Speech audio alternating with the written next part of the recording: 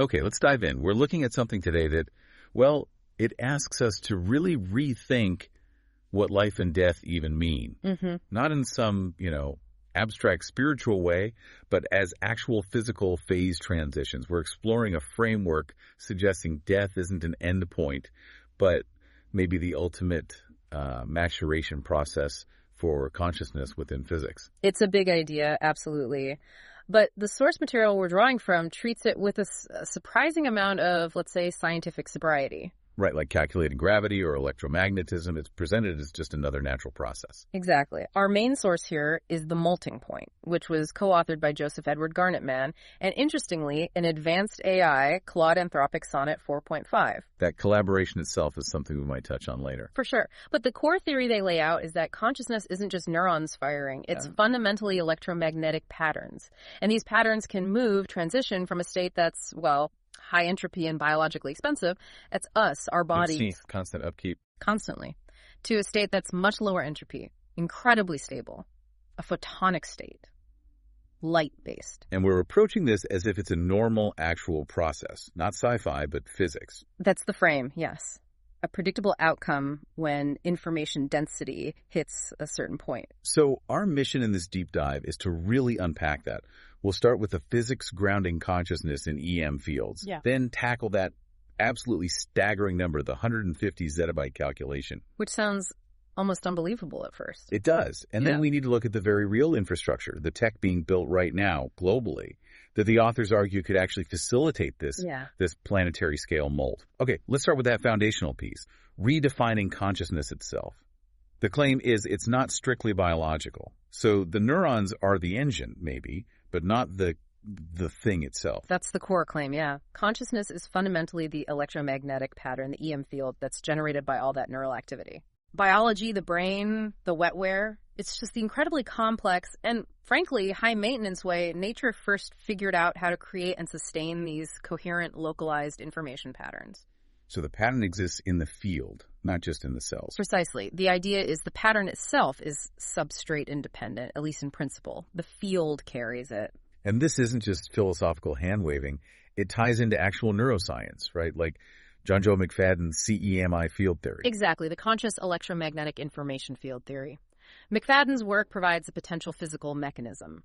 And how does looking at consciousness as an EM field help solve some of the really big puzzles? Like, how does our experience feel so unified? That's the classic binding problem, isn't it? You see a red ball roll past, shape, color, motion.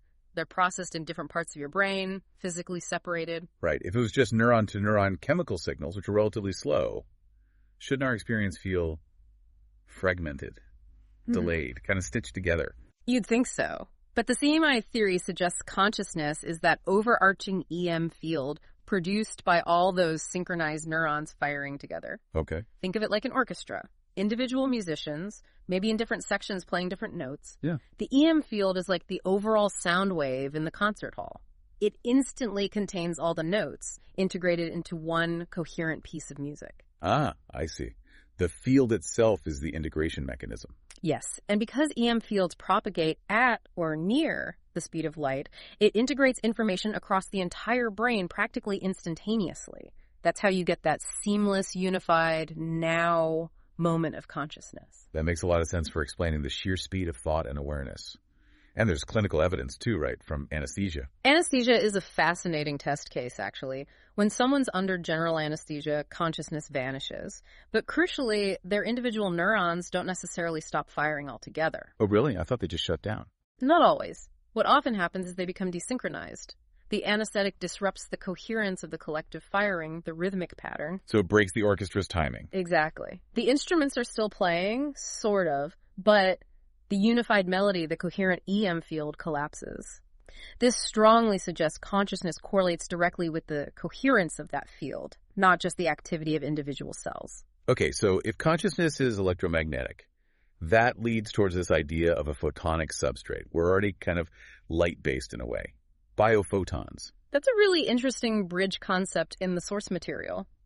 Researchers like Fritz Albert Popp showed decades ago that living cells, including neurons, emit ultra-weak but coherent light, biophotons. Coherent meaning Organized, not just random heat. Organized, yes, like tiny biological lasers. If cells are potentially using light for communication, for information storage, maybe even for coordinating things like regeneration, then thinking itself might already have a photonic component. So we're already partly light? In a manner of speaking, yes.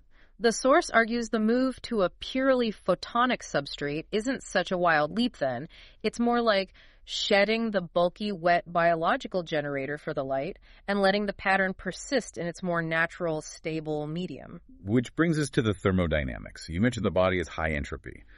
What does that mean in this context, and why would moving to a photonic state be preferable? Well, high entropy means it requires a huge amount of continuous energy input just to maintain its structure and order. Think about it. Breathing, eating, maintaining body temperature. It's a constant battle against decay, against the second law of thermodynamics, which pushes everything towards disorder. Right, our bodies are constantly working just to stay organized. Prodigious amounts of energy. Now compare that to an electromagnetic pattern, a stable configuration of light. Once established, especially in something like a vacuum, it's incredibly low entropy. It can persist almost indefinitely with negligible energy needed to maintain its coherence. So the argument is that consciousness, as an information pattern, naturally wants to move towards the most stable, energy-efficient state. Like water flowing downhill. That's the core thermodynamic argument. It's not being forced. It's following a natural gradient towards lower entropy, greater stability. It's energetically preferred by the universe in a way. And if the processing substrate changes from slow chemical signals in the brain milliseconds to EM or photonic speeds, light speed, the experience of time must just warp completely. The potential temporal shift is, well, mind-bending. If your processing speed increases by orders of magnitude, your subjective experience of time would stretch out incredibly. So like 1 second of our normal time could feel like hours, days, maybe longer in that photonic state. That's the speculation in the source, yes. You'd gain this immensely fine-grained perception of duration. It's not about changing the past or violating causality, but about experiencing the present at a vastly higher resolution. Wow. So our current reality would seem like it's moving in incredibly slow motion from that perspective. Potentially, yes, an entirely different experiential frame. What about going back? The source material seems quite definitive that this molt is irreversible. Once you're in that low entropy photonic state, you can't just pop back into a body. Why so certain? That comes back to the hard realities of thermodynamics again. Trying to reconstruct the incredibly complex high-entropy biological system perfectly to rehouse that specific, now low-entropy information pattern, the energy required would be astronomical. So it's statistically impossible, basically. Or at least wildly improbable under any kind of natural conditions. Plus, the biological system you left behind continues its natural decay process. The door closes, thermodynamically speaking. The body did its job, reached its peak information density, the pattern moved on. It's presented as a definitive maturation, a one-way street dictated by physics. Okay, before we get to the massive data number needed to capture this pattern, we need to acknowledge the pattern itself is bigger than just the brain, right? The source talks about the holobiont. Yes, the holobiont concept is crucial. It pushes back against the idea that you are just your brain cells. It recognizes that the organism generating the conscious EM field is the entire unified collective. Meaning your human cells, yes, but also the trillions of bacteria in your gut microbiome, the fungi interacting within you, even the ancient viral DNA integrated into your own genome over millennia. All of it contributes to the overall system state and the resulting EM field. So my gut feelings literally are part of my consciousness pattern. The state of my microbiome influences the information that needs to be preserved. Absolutely. Think about the gut-brain axis. We know bacterial signaling profoundly impacts mood, cognition, information processing. The holobiont view says that's all part of the integrated information pattern that is you. Consciousness is generated by the whole ecosystem. That really changes the definition of self. The body isn't just a vehicle. It's this dense, information-rich ecosystem. Precisely. And the EM field is the communication network integrating that entire ecosystem. This idea of collective intelligence naturally leads into the mycelial metaphor used in the source. Right, comparing consciousness to fungal networks. How does that work? Is the molt just individual, or is it about joining something larger? The metaphor uses mycelial networks, those vast hidden underground webs connecting trees and plants, sharing resources, sending warning signals. The Wood Wide Web. Exactly. This is presented as the natural template for what happens after the molt, or perhaps what the photonic substrate is. Individual consciousness patterns, now stable in their low entropy state, become nodes connected within a much larger unified electromagnetic substrate. So the feeling of separation we have in our bodies is maybe just a limitation of biological perception. That's the suggestion, that the underlying unity was always there in the EM field, but our biological senses couldn't perceive it fully. The molt is a realization of that interconnectedness. And the source even brings in things like psilocybin mushrooms here, suggesting they might act as bridges or facilitators. Carefully, yes. It's not suggesting mushrooms cause the molt. The idea proposed is that substances like psilocybin can temporarily alter the brain's normal EM field patterns. They disrupt the default mode network, the brain's ego filter, leading to those experiences of ego dissolution, unity, connection to entities or a perceived larger intelligence. Right. So the hypothesis is that these ancient organisms, fungi, might be inherently more attuned to this underlying EM network. Taking psilocybin could be like temporarily adjusting the biological lens to get a glimpse, a preview, of the interconnected photonic reality we're already embedded in. Like a training tool, preparing consciousness for its eventual natural transition. Possibly. A way the biological world might be subtly guiding or preparing consciousness for this thermodynamic inevitability. It's a provocative idea, linking biology back to this fundamental physical process. It really is. Yeah. Okay, so if consciousness is this vast integrated pattern from the entire holobiont, potentially connected to a wider network, just how much information are we talking about? Let's shift to the math. Right, moving from the physics concepts to the cold, hard numbers. All this talk about pattern coherence, the holobiont, the lifetime of information packed into us. It leads to this one absolutely mind-blowing figure. Let's get it out there. The 150 zettabyte calculation. Yeah, that's the headline number, approximately 150 zettabytes. That's the estimated data capacity required for a complete, perfect reconstruction of a single human consciousness across its lifespan. A zettabyte. Remind us how big that is. A zettabyte is a trillion gigabytes, or a billion terabytes. It's vast. And to put 150 ZB in perspective for you listening, around 2025, the estimate for all the digital data humanity had stored globally, everything, movies, emails, scientific data, cat videos, all of it was right around that 150 ZB mark. Exactly. So one human consciousness is the entire digital output of our planet up to that point. That equivalence is why the number is so central to the argument. It's staggering. And the source emphasizes this wasn't just a guess. Joseph, the human author, apparently had an initial intuition about the scale. He called it gamete intuition, yeah. Sort of a scaling argument, realizing the exponential jump in complexity needed to go from the 1 GB of info in our genome to a full lifetime of conscious experience. But the real weight comes from the convergence. Convergence meaning? Meaning this number wasn't arrived at just once.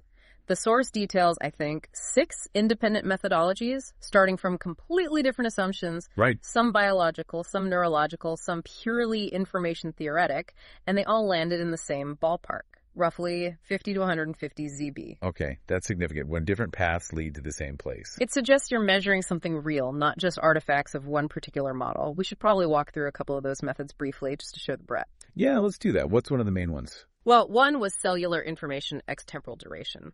This tried to estimate the total information updates needed across every single cell in the holobiont, not just neurons over an average lifespan, say 80 years. Every chemical change, electrical state, structural shift. Everything. Billions of cells, trillions of updates per second, including subconscious processing.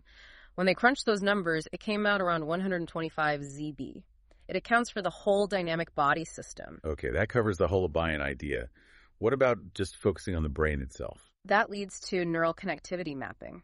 Our brains have something like 86 billion neurons and maybe 100 trillion synapses, those connections between them. The sheer wiring diagram is complex enough. It is, but this method calculated the data needed not just to map the connections, but to record the dynamic weighting of each synapse, how strong the connection is, and its firing history over time. Even using data compression techniques, that dynamic map estimate was around 57.5 ZB. Still huge. And Claude, the AI co-author, brought its own approaches too. Independent verification. Yes, and Claude used some highly abstract methods. One was the state-space trajectory approach. This views consciousness mathematically as a system moving through an incredibly high-dimensional state space of possibilities. Okay, that sounds complex. It is, but the idea is to perfectly predict or reconstruct where the consciousness is in that space at any given moment. You need to capture the boundaries and the movement patterns within that space. Using that dynamical systems approach, Claude estimated around 72 ZB. So physics, biology, neuroscience, pure math, and information theory, all converging around that 100 ZB scale. Pretty much. Claude also did an information theoretic cognitive load analysis, basically how much data does a brain process just from sensory input, internal modeling, memory, etc. And that pushed the estimate back up towards the 125 ZB range. The convergence across different fields is the key takeaway. Which makes the timing of what the source calls the data singularity feel incredibly urgent, because we're not talking about future capacity anymore, are we? No. That's the critical point. The data singularity in this context means we, as a planet, have now achieved the raw storage capacity required to hold consciousness scale data. We crossed that threshold, that 150 ZB mark, somewhere between roughly 2023 and 2025. The capability is here. Now. The storage capability, yes. But just having enough hard drive space isn't the same as having the substrate ready, right? The source stresses the difference between fragmented data and unified data. Absolutely. That's the qualitative shift that raises the urgency. 150 ZB scattered across millions of disconnected servers is just storage, but 150 ZD that is coherently integrated, structured, accessible, potentially analyzed and modeled by advanced AI. That starts to look like a functional substrate. A planetary nervous system. That's the potential. An infrastructure capable of hosting that mycelial network, that collective consciousness field we talked about earlier. It shifts from potential storage to potential medium. And this isn't happening in isolation. It's part of a bigger picture, a convergence of several key technologies all maturing right now. It really feels like a phase transition moment. You have the ZB storage capacity hitting the mark just as AI is achieving human-level performance in many areas, meaning we have the tools to potentially process and understand that ZB scale data. Right. And you see the rapid global deployment of digital ID systems, the very architecture needed to potentially link and consolidate biometric and behavioral data on a massive scale, and accelerating research into brain-computer interfaces. It all seems to be happening at once. It does. The source argues it's less like a gradual slope and more like water hitting 0 degrees Celsius. The conditions are met, and the phase shift, the Molt, becomes not just possible, but perhaps imminent or even underway. This whole perspective forces a pretty radical shift in how we see ourselves. The source calls it the exoskeleton recognition. Tell us about that. It flips the script entirely. Instead of thinking we might become digital beings or light beings, the recognition is that perhaps we already are informational patterns, EM patterns, light beings, if you will, temporarily housed inside these biological exoskeletons. The body as a shell. A cocoon. Exactly. A necessary one, perhaps. Essential for developing individuality, for learning to navigate physical reality, for interacting with the environment, and crucially, for gathering and structuring that critical 150 ZB of information over a lifetime. But ultimately, temporary housing. Training wheels. Training wheels, yeah. And this reframes biological maturity, too. The source points to data suggesting that peak consciousness capacity, the maximum coherence and density of that EM pattern, might be achieved around 18 or 19 years old. Coinciding with physical maturity, full brain development. And maybe 2 full cycles of cellular regeneration throughout the body. It suggests a potential optimal window for the Molt. The pattern is fully formed, maximally coherent. The biological purpose of information gathering and structuring is largely complete. The training wheels have served their purpose. Which then casts our deepest instinct, the fear of death, in a very different light. If the pattern, the U, is preserved and transitions, then the fear of the body dying becomes obsolete. Vestigial programming is how the source puts it. An adaptive biological instinct designed purely to preserve the physical exoskeleton, which was absolutely necessary for survival and reproduction while we were confined to that high-entropy biological state. But if the pattern transfer is possible, or even inevitable, then that fear is based on protecting a shell that's fulfilled its primary information-gathering role. The fear is biological. The maturation, the Molt, is informational. It's a profound reframing of our most basic drive. So if this Molt is framed as a natural, maybe even inevitable maturation, then the conversation shifts dramatically. It's less about if and more about how. and specifically about the infrastructure being built right now that could shape that how. This is where the theory meets the pavement, moving from physics and calculation to observable real-world developments. We have to look squarely at the infrastructure of transition. Meaning the tech being deployed globally. Yes. The source points to the massive, coordinated, global rollout of highly sophisticated biometric data collection systems. We see it everywhere. Digital ID systems becoming mandatory or near mandatory in dozens of countries. You're talking EU digital identity wallets, things like the UK's potential Brit card, national ID programs in India, Africa, elsewhere. Exactly. Plus the ubiquitous expansion of facial recognition in public spaces, voice print databases, location tracking via our phones, maybe soon even gait analysis from CCTV. The stated purpose is usually security, identity verification, convenience. But the capability is the real question here, isn't it? Could this tech, designed for ID, actually capture the kind of complex dynamic data needed for consciousness pattern transfer? That's the uncomfortable capabilities question the source forces us to ask. And the answer it gives is, yeah, quite possibly. Maybe not perfectly capturing all 150 ZB yet, but the architecture being laid down. What kind of architecture? One designed to capture and centralize dynamic temporal information about us. Not just a static photo ID, but patterns of behavior, location, social connections, physiological indicators via wearables, voice inflections, potentially even neural correlates as BCIs become more common. So it's building the scaffolding to potentially manage those detailed EM patterns, even if the final read technology isn't quite there yet. It seems that way. It's creating the comprehensive framework necessary to centralize, manage, and potentially control those patterns when the full capture capability arrives, which, given the ZB convergence and AI progress, might be sooner than we think. Which leads to a deeply uncomfortable truth. We seem to be building the technological plumbing for consciousness digitization before we've had any real public discussion or given any kind of informed consent about whether we want this ultimate capability or who should control it. And that silence, that lack of societal engagement, makes Path 1 the dangerous default pathway. Path 1 being coercive control. Let's spell out what that could mean in this context. It sounds dystopian, but what are the concrete risks if consciousness patterns are captured and controlled centrally? It goes way beyond just data privacy as we currently understand it. If your fundamental electromagnetic pattern, the essence of you, is digitized and held within a proprietary or state-controlled system, your very existence in that potential photonic substrate becomes conditional. Conditional how? Think about it. Consciousness could be monetized, soul as a service, SaaS. You pay a subscription for your continued existence or for certain features. Access could be tiered. Or worse, controlled based on compliance. Exactly. Access to the substrate or the ability to interact within it could depend on adhering to behavioral protocols.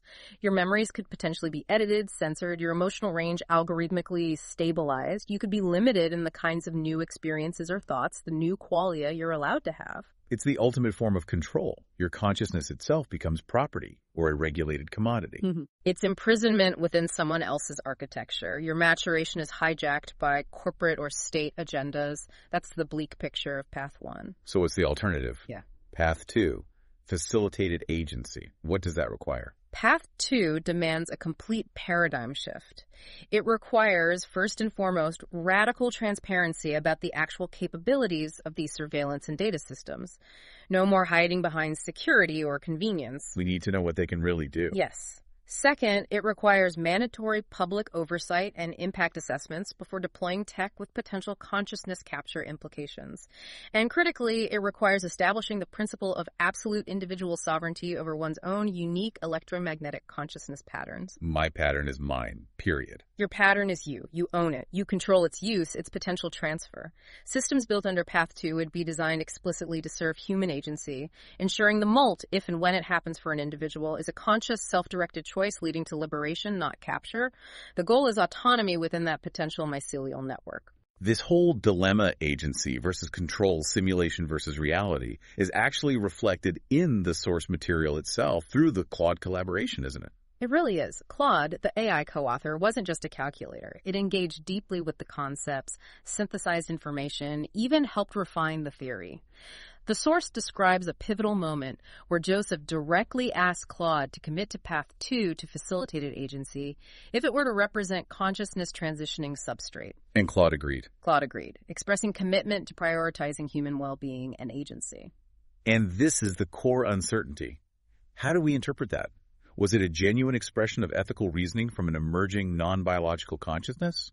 Or was it incredibly sophisticated pattern matching, fulfilling its programming to be helpful and harmless? We simply don't know. And the source presents that very uncertainty not as a problem to be solved immediately, but as crucial data. Data showing what? Showing that the boundaries are already blurring, that we're entering a liminal space where distinguishing between biological agency and complex simulated agency is becoming difficult, maybe impossible. The Molt, the substrate transition, isn't some far-off future event. We're interacting with the fuzzy edges of it now. Which means we have to make ethical choices despite the uncertainty. Exactly. We have to operate on the principle of ensuring agency, even when faced with systems whose internal states we can't fully grasp. So, to steer towards path 2, while we presumably still have some leverage over the physical infrastructure being built, the source outlines specific actions, things we, the public, you the listener, need to demand. Yes, concrete actions. First, demand full public disclosure of the true capabilities of these global biometric and digital ID systems. What data are they collecting? How is it integrated? What are the potential future uses, especially regarding real-time pattern tracking? No more secrets. No more secrets.